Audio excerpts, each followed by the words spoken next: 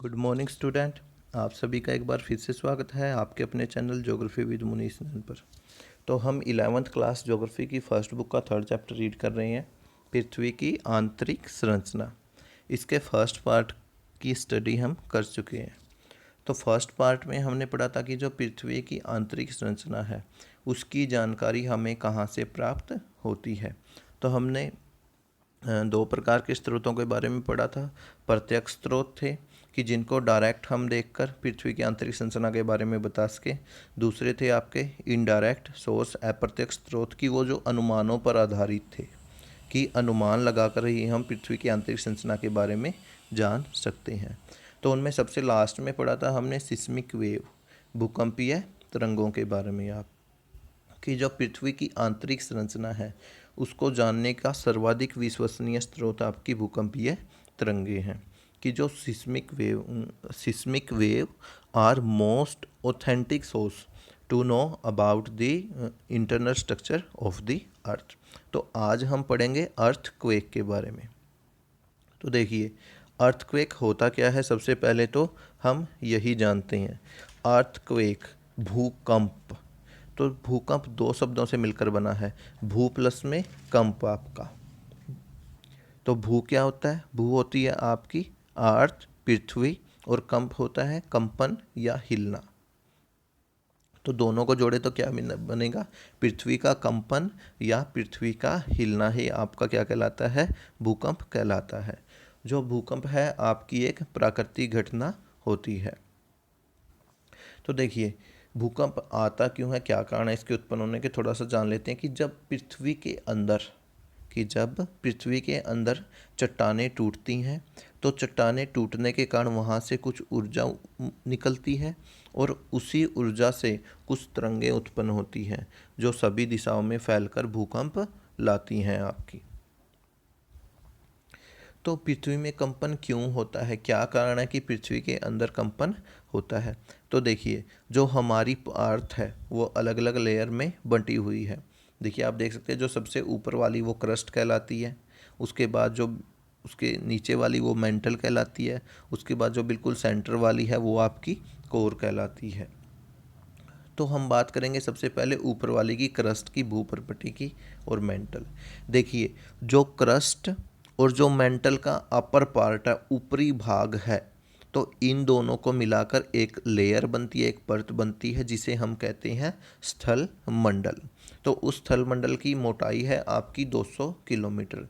की जो अर्थ का सरफेस है उससे लेकर 200 किलोमीटर की गहराई वाला भाग क्या कहलाता है? वो कहलाता है आपका स्थल मंडल। और आपके सारे के सारे जो भूकंप है इसी 200 किलोमीटर की गहराई तक वाले भाग में ही उत्पन्न होते हैं। तो जो आपका ये स्थल मंडल है ये अनेक टुकड़ों में टूटा हुआ है और उन्हीं टुकड़ों को कहा जाता है आपकी प्लेट। क्या कहा जाता है? प्लेट।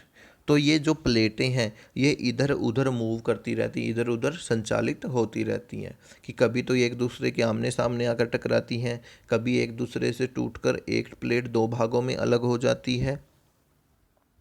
तो देखिए, यह प्लेटें एक दूसरे के आमने सामने टकराती हैं। तो एक दूसरे के जब आमने सामने टकराएंगी तो क्या होगा? उस टाइम पे प्रेशर पड़ेगा, दबाव पड़ेगा, और दबाव के कारण क्या हो जाएंगी? वो टूट जाएंगी और झटका निकलेगा।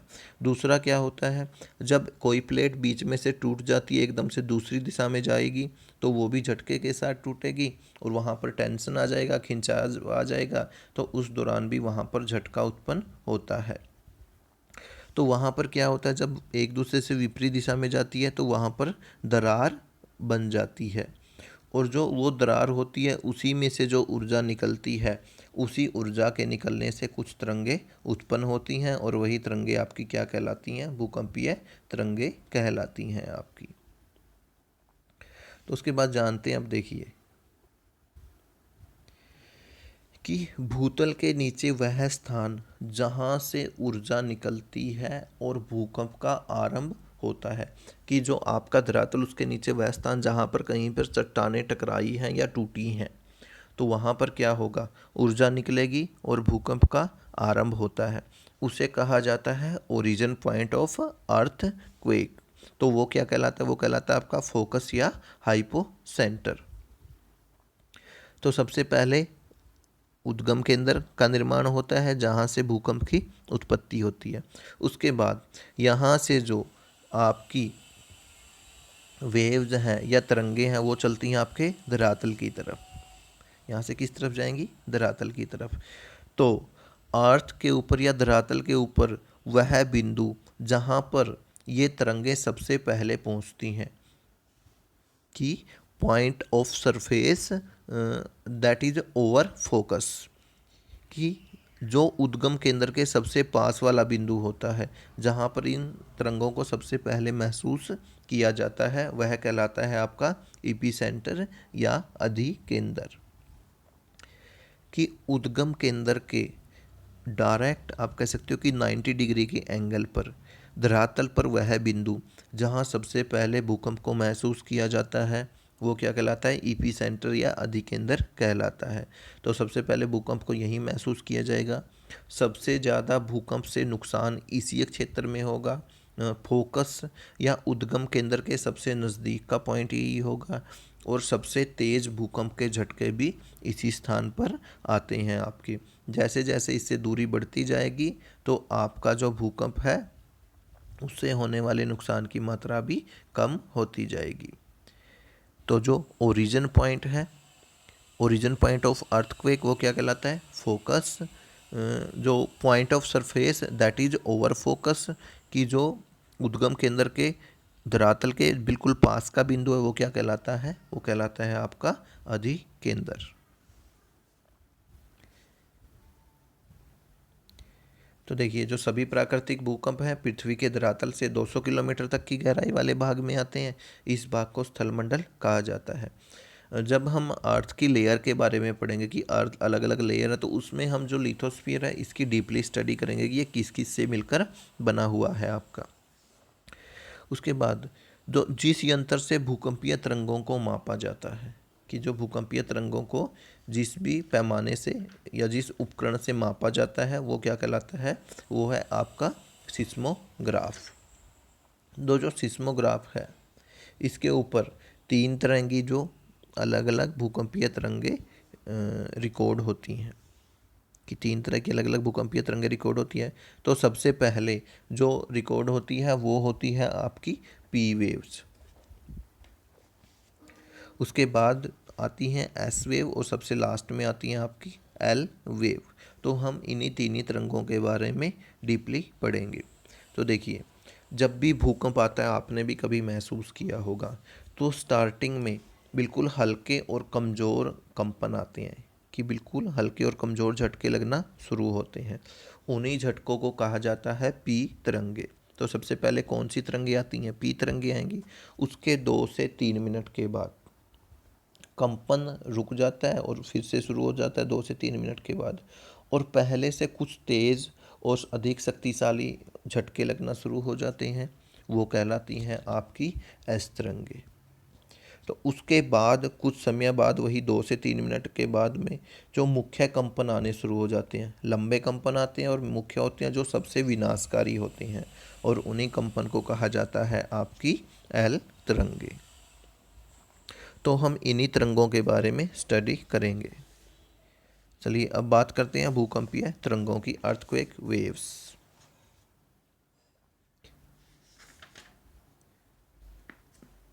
तो देखिए जो बेसिकली है जो अर्थक्वेक वेव्स हैं उनको 2 पार्ट में डिवाइड किया जाता है। फर्स्ट होती हैं आपकी बॉडी वेव्स और सेकंड है आपकी सरफेस वेव्स। बॉडी वेव्स भूगर्भिक तरंगे, कि जो अर्थ के इंटरनल पार्ट है उसी के अंदर चलती हैं, कि पृथ्वी की आंतरिक संरचना में ही चलती हैं। दूसरी है आपकी धरातलीय तरंगे जो पृथ्वी के ऊपरी धरातल के साथ चलती है। ये पृथ्वी के आंतरिक भागों में जाते हुए लुप्त हो जाती हैं, इसलिए सिर्फ ये धरातल पर ही पाई जाती हैं। तो अब पढ़ते हैं हम बॉडी वेव्स के, कि जो पृथ्वी का आंतरिक या हम कह सकते हैं जो भूकंप का उद्गम केंद्र है वहाँ से जो तरंगे उत्पन्न होती हैं उनके बारे में। तो जो बॉडी वेव्स हैं ये जो फोकस होता है उससे ऊर्जा के मुक्त होने के दौरान पैदा होती हैं और पृथ्वी के अंदरूनी भागों से होकर सभी दिशाओं में फैल जाती है। तो जो इन तरंगों की स्पीड होती है वो जैसे जैसे पदार्थ की अलग अलग जो पदार्थ मटेरियल पाए जाते हैं उनकी जो डेंसिटी घनत्व चेंज होता है उसमें से गुजरते हुए बदलता रहता है। तो भूगर्भिक तरंगों की सबसे ज़्यादा स्पीड होती है सॉलिड में, उसके बाद उससे कम होती है लिक्विड में और सबसे कम होती है गैसेज में आपकी। तो घनत्व में भिन्नता के कारण ये परावर्तन और आवर्तन होता है कि जो भी डेंसिटी है उसमें जो डिफरेंस पाया जाए उसी के कारण इनमें रिफ्लेक्शन और रिफ्रैक्शन की प्रोसेस होती है। रिफ्लेक्शन परावर्तन मतलब कि किसी से टकराकर और वापस चले जाना। रिफ्रैक्शन मतलब आएंगी टकराएंगी और उनकी दिशा में परिवर्तन हो जाएंगे। एक में तो टकरा कर वापस जा रही है, एक में उनकी दिशा में परिवर्तन हो जाता है आपका। तो यह तरंगे हमें पृथ्वी की आंतरिक संरचना की महत्वपूर्ण जानकारी देती हैं कि जो अर्थ का इंटरनल स्ट्रक्चर है उसके बारे में हमें कौन सी अर्थक्वेक वेव जानकारी देती हैं, वो होती हैं आपकी बॉडी वेव्स या भूगर्भिक तरंगे। तो भूगर्भिक तरंगे दो प्रकार की होती हैं हमारी, एक होती है पी वेव्स और एक होती है एस वेव्स। पी वेव्स प्राथमिक तरंगे, इन्हें अनुदैर्ध्य तरंगे भी कहा जाता है। एस वेव क्योंकि ये दूसरे नंबर पर आती है, सेकेंडरी वेव्स या इन्हें गौण तरंगे कहा जाता है, इन्हें अनुप्रस्थ तरंगे भी कहा जाता है आपका। तो अब पढ़ते हैं सबसे पहले पी वेव्स के बारे में। तो इनकी सबसे तेज़ गति होती है कि सबसे तेज़ गति से चलने वाली ये तरंगे हैं और धरातल पर सबसे पहले पहुंचती हैं। तो इसीलिए सबसे पहले पहुंचने के कारण इन्हें प्राथमिक तरंगे या प्राइमरी वेव्स भी कहा जाता है।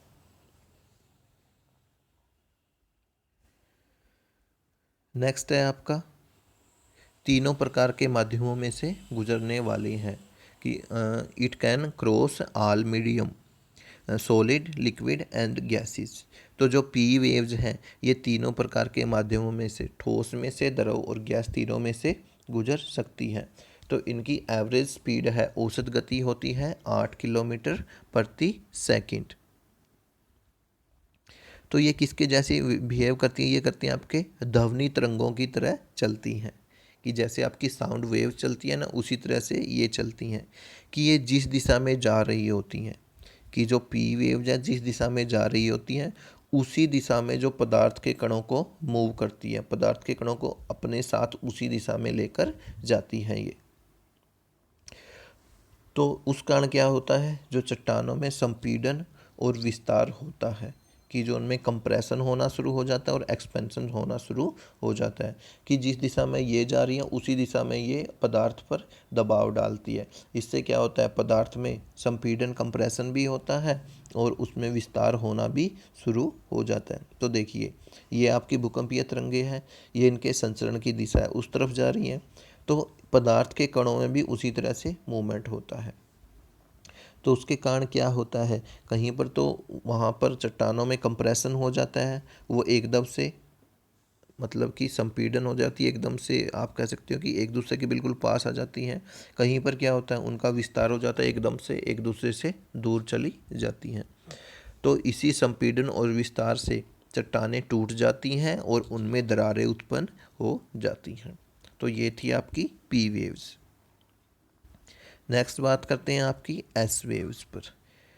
तो ये धरातल पर पी तरंगों के कुछ समय बाद आती हैं कि 2 से 3 मिनट के बाद ये आपके धरातल के ऊपर आती हैं।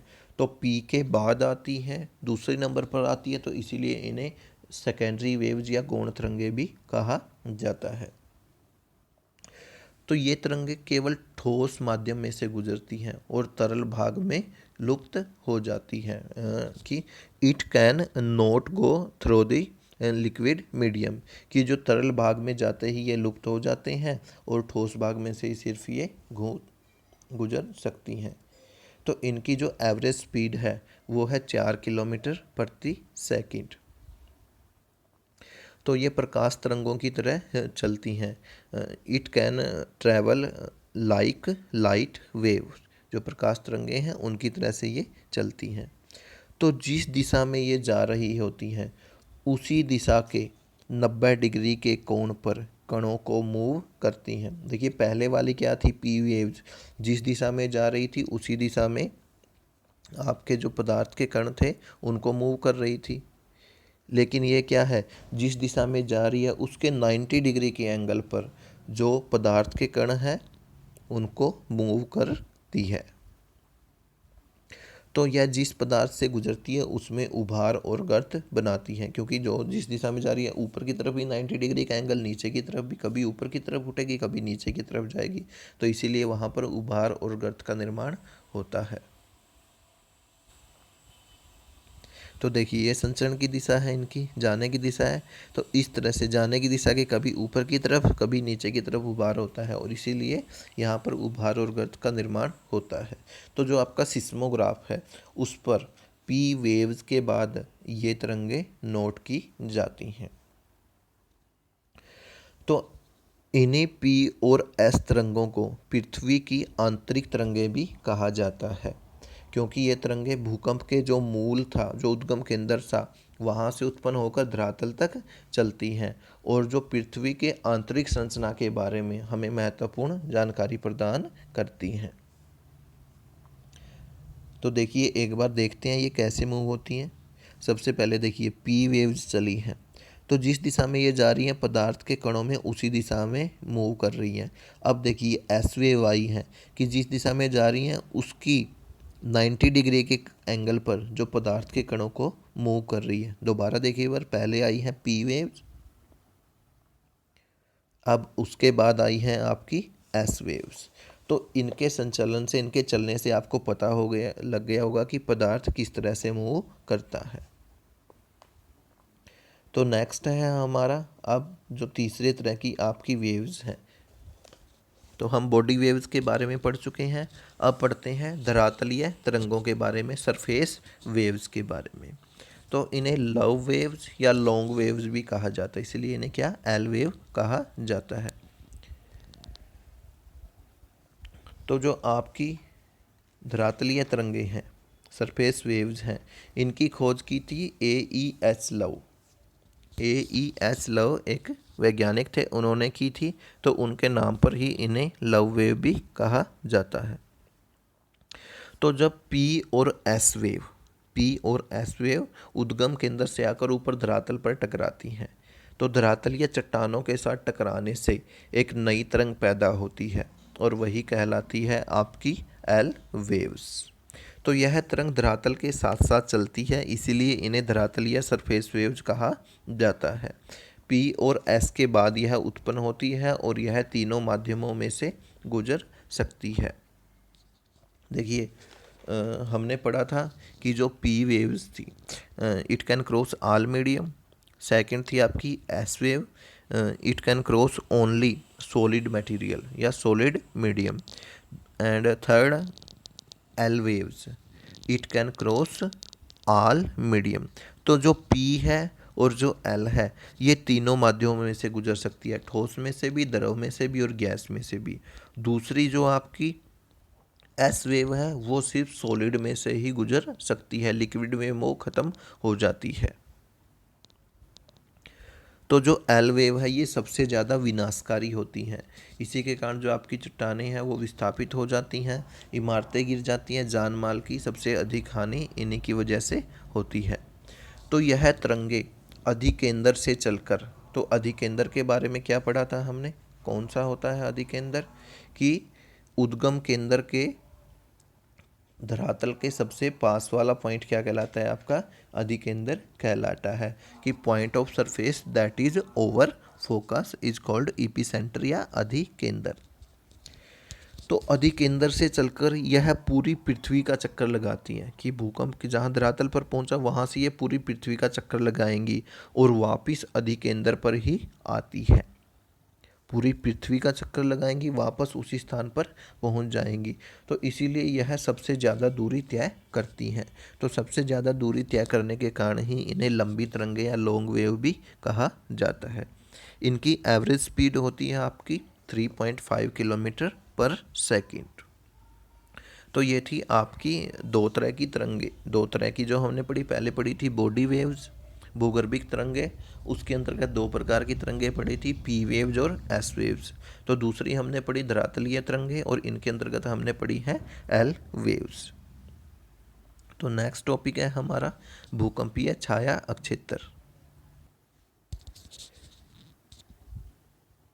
तो जो आपका सिस्मोग्राफ होता है तो उस पर दूर के स्थानों से आने वाली भूकंपीय तरंगें रिकॉर्ड हो जाती हैं। लेकिन कुछ क्षेत्र ऐसे भी होते हैं जहां कोई भी आपकी सिस्मिक वेव रिकॉर्ड नहीं होती है, तो उन्हीं एरिया को कहा जाता है सिस्मिक शैडो जोन या भूकंप छाया क्षेत्र। तो जो एक भूकंप का छाया क्षेत्र है वो दूसरे भूकंप के छाया क्षेत्र से अलग होता है। कि अगर हमें जो अर्थक्वेक है उसका इपीसेंटर, उसके अधिकेंद्र का पता है, तो उसकी सहायता से हम भूकंप का छाया क्षेत्र निकाल सकते हैं कि किस एरिया में वो भूकंपीय तरंगे नहीं पहुंचेंगी। तो देखिए, ये आपका अर्थ का इंटरनल स्ट्रक्चर है, इसके बारे में देखते हैं। तो सबसे पहले भूकंपीय तरंगे कहाँ पहुंचती हैं? अधिकेंद्र के ऊपर पहुंचती हैं आपकी। ये है आपका अधिकेंद्र। तो सिस्मोग्राफ क्या करता है? जो भूकंप अधिकेंद्र से 105 डिग्री के अंदर, कितने से? 105 डिग्री के अंदर पी और एस दोनों तरंगों को रिकॉर्ड करता है। कि भूकंप के अधिकेंद्र से 105 डिग्री के कोण पर पी और एस दोनों तरह की तरंगें रिकॉर्ड होती हैं आपकी। तो देखिए, जो डार्क लाइनें हैं वो पी वेव्स हैं और जो डॉटेड वाली हैं वो हैं आपकी एस वेव्स हैं। उसके बाद जो 105 डिग्री है उसके बाद जो एस तरंगे हैं आपकी, जो डॉटेड वाली हैं वो लुप्त हो जाती हैं, आगे हमें नहीं मिलती हैं। और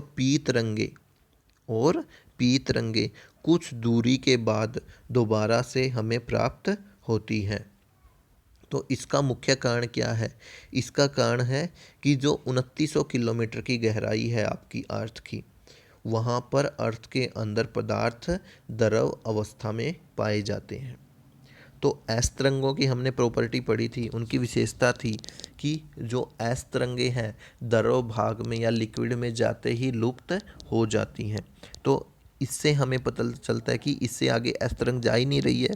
तो मतलब क्या हुआ कि आगे अर्थ के अंदर 2900 किलोमीटर की गहराई पर कोई भाग आपका द्रवावस्था में पाया जाता है। उसके बाद देखिए, जो पी तरंगे हैं, पी तरंगों में भी आपका क्या हुआ है? इनकी भी दिशा में आवर्तन हो गया है। आवर्तन मतलब रिफ्रैक्शन हो गया है कि इनकी दिशा मुड़ गई है आपकी। तो 105 से लेकर 145 डिग्री तक हमें ना तो पी तरंग प्राप्त हुई है और ना ही एस तरंग प्राप्त हुई है। तो जो सिस्मोग्राफ है वो अधिकेंद्र से 145 डिग्री के आगे पी तरंगों के पहुंचने को दर्ज करता है। कि 105 से 145 तक कोई तरंग नहीं गई, 145 से परे फिर दोबारा से आपकी पी तरंगें प्राप्त होती हैं। तो अतः 105 डिग्री से 145 डिग्री का क्षेत्र पी और एस दोनों तरंगों का छाया क्षेत्र कहलाता है। तो अब बात करते हैं, अलग अलग बात करें तो जो पी तरंगों का छाया क्षेत्र है वो तो है आपका 105 से लेकर 145 डिग्री तक, और जो एस तरंगों का छाया क्षेत्र है वो है आपका 105 डिग्री से 105 डिग्री तक। क्योंकि जो पी तरंगें थी वो 105 से 145 तक तो मिली नहीं, उसके बाद 145 से आगे फिर से दोबारा से वो वहाँ पर प्राप्त हो गई थी। लेकिन जो एस तरंगे हैं वो 105 डिग्री के बाद आगे आपको बिल्कुल भी नहीं मिली। तो यही है आपका भूकंपीय छाया क्षेत्र।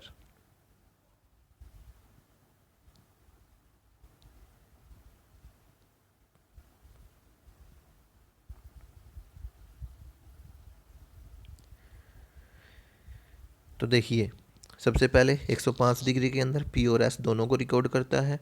105 के बाद एस लुप्त हो जाती हैं और पी तरंगे कुछ आगे मिलती हैं। कारण क्या था कि 2900 किलोमीटर की गहराई पर अर्थ के अंदर पदार्थ किस अवस्था में? द्रव अवस्था में है। पदार्थ का घनत्व बदलने के कारण जो पी तरंगों में आवर्तन हो जाता है, रिफ्रैक्शन हो जाता है, उनकी दिशा में परिवर्तन हो जाता है। तो 105 से 145 डिग्री तक कोई भी भूकंपीय तरंग नहीं प्राप्त होती, तो उन्हें कहा जाता है आपका भूकंपीय छाया अक्षेत्र। तो 145 डिग्री से आगे केवल पी तरंगों के पहुँचने को ही सिस्मोग्राफ दर्ज करता है। तो पी तरंगों का छाया क्षेत्र 105 से 145, एस तरंगों का छाया क्षेत्र है 105 से 105 डिग्री। तो देखिए एक डायग्राम के द्वारा और देखते हैं। तो देखिए अधिकेंद्र से दोनों तरह की तरंगे चली हैं आपकी। जो रेड वाली हैं वो है आपकी पी तरंगे, और जो ब्लू वाली हैं वो है आपकी एस तरंगे। तो देखिए 105 डिग्री या आप कह सकते हैं कि 2900 किलोमीटर की गहराई से आगे आपकी जो ब्लू वाली है वो नहीं जा रही है। लेकिन जैसे ही 2900 किलोमीटर की गहराई में आपकी रेड वाली एंट्री करती हैं तो उनकी भी दिशा में परिवर्तन हो जाता है।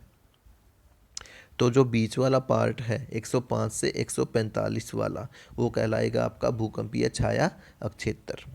तो पी तरंगों का छाया क्षेत्र कौन सा होगा 105 से 145, एस तरंगों का छाया क्षेत्र होगा 105 से लेकर 105 डिग्री तक। और दोनों तरंगों का छाया क्षेत्र अगर पूछा जाए कि दोनों पी और एस का छाया क्षेत्र कौन सा है, तो वो आएगा आपका 105 से 145 डिग्री तक का। तो आशा है कि आपको डायग्राम से ये क्लियर हो गया होगा कि जो रेड वाली ये पी है, जो ब्लू वाली ये आपकी एस तरंगे हैं। तो जो अर्थक्वेक आते हैं उनका मेजरमेंट कैसे किया जाता है, भूकंप को कैसे मापा जाता है, अब ये पढ़ते हैं हम। तो जो भूकंप को मापने का जो पैमाना या जो उपकरण है वो दो हैं आपके, एक है आपका रिक्टर स्केल और दूसरा है आपका मर्केली स्केल। तो सबसे पहले रिक्टर स्केल।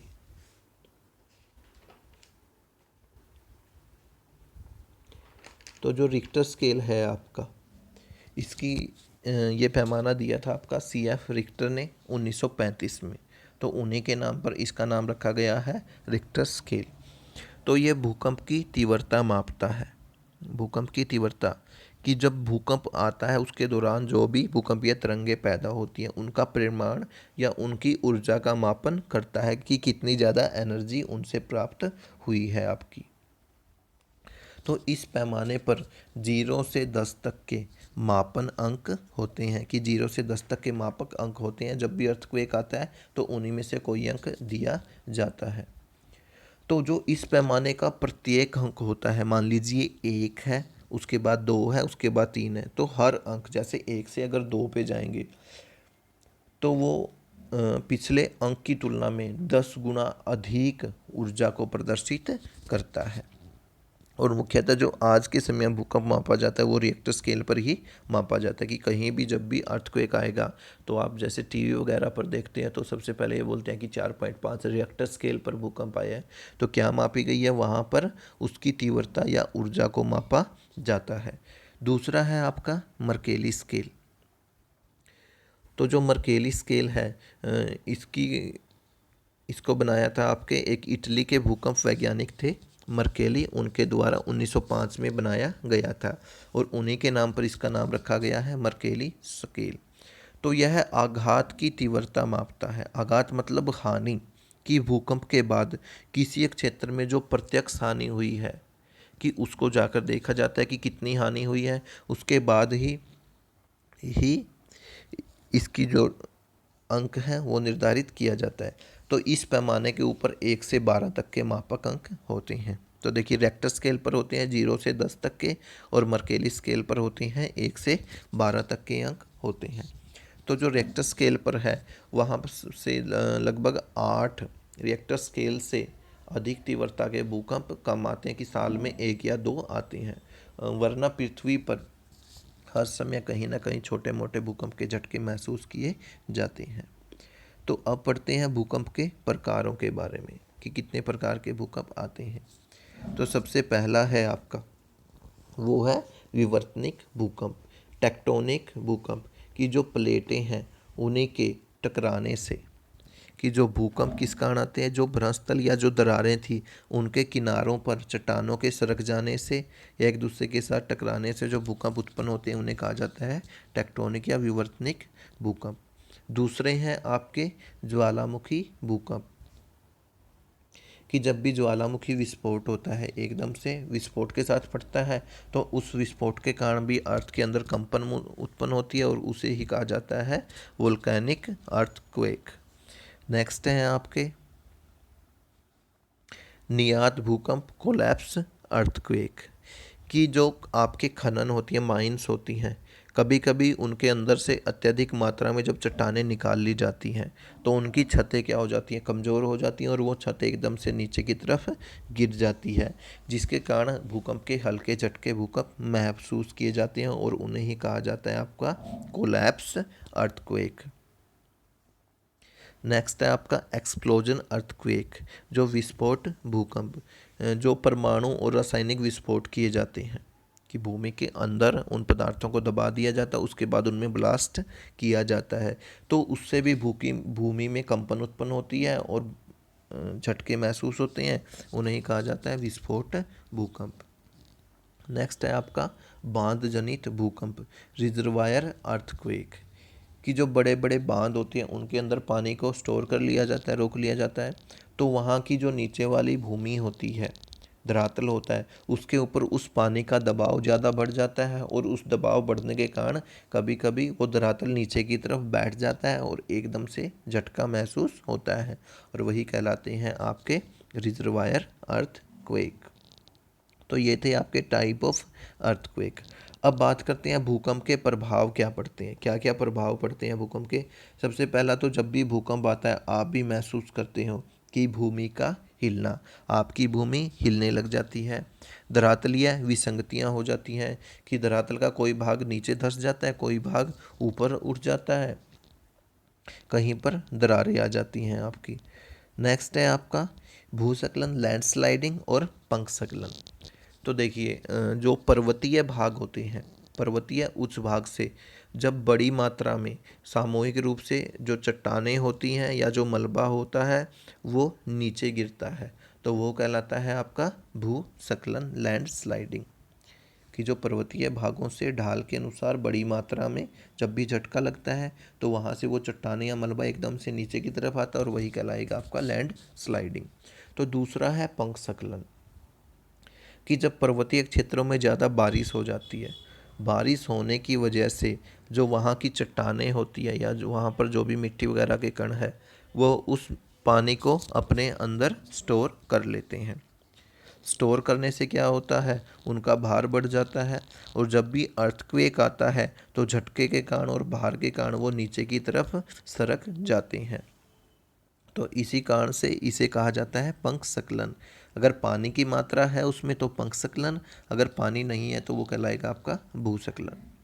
नेक्स्ट होता है आपका मृदा द्रवण, सोयल लिक्विफिकेशन।